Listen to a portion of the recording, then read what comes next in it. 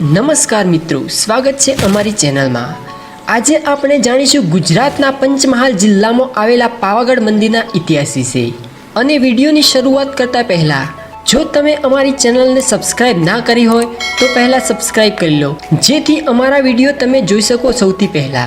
તો ચાલો વિડીયોની શરૂઆત કરીએ। તો ગુજરાતના પંચમહાલ જિલ્લામાં પાવાગઢનું મંદિર આવેલું છે। પાવાગઢ મહાકાળી માતાના શક્તિપીઠ તરીકે પણ ઓળખાય છે। આ મંદિર ખૂબ જ પૌરાણિક, ઐતિહાસિક અને ધાર્મિક તથા પ્રવાસીય સ્થળ તરીકે ખૂબ જ મહત્વપૂર્ણ છે। અને ઇતિહાસમાં પાવાગઢનું નામ મહાન સંગીતકાર તાનસેન અને તેની સાથેના સંગીતકાર બૈજુ બાવરાના લીધે પણ પ્રખ્યાત બન્યું છે। બૈજુ બાવરા જેવા મહાન સંગીતકારનો જન્મ પવિત્ર ભૂમિ પર થયો હતો। પહાડીમાં વસેલું મહાકાળી માતાનું મંદિર 550 મીટરની ઊંચાઈ ઉપર એટલે કે 1523 ફૂટની ઊંચાઈ ઉપર આવેલું છે। અને મંદિર સુધી પહોંચવા માટે રોપવે જેવી વ્યવસ્થા પણ કરવામાં આવી છે તથા 250 પગથિયા ચડીને માતાજી સુધી પહોંચી શકાય છે।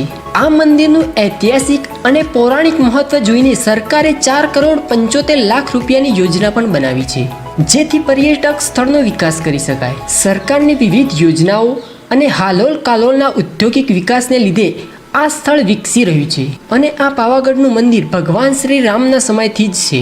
યુનાની નામના પુરાતત્વવિદે આ મંદિરને ખૂબ જ પ્રાચીન અને પવિત્ર બતાવ્યું છે અને તે સન 140માં પાવાગઢની મુલાકાતે આવ્યો હતો અને વિક્રમ સંવત 1540માં મુસ્લિમ સુલતાન મોહમ્મદ બેગડાએ પાવાગઢના મંદિર ઉપર આક્રમણ કર્યું હતું અને આ મંદિરના પૂર્ણ નિર્માણનું કાર્ય કનકાકૃતિ ભદ્રકે કરાવ્યું હતું। એટલા માટે તેને શેત્રુંજય પર્વત તરીકે ઓળખવામાં આવે છે।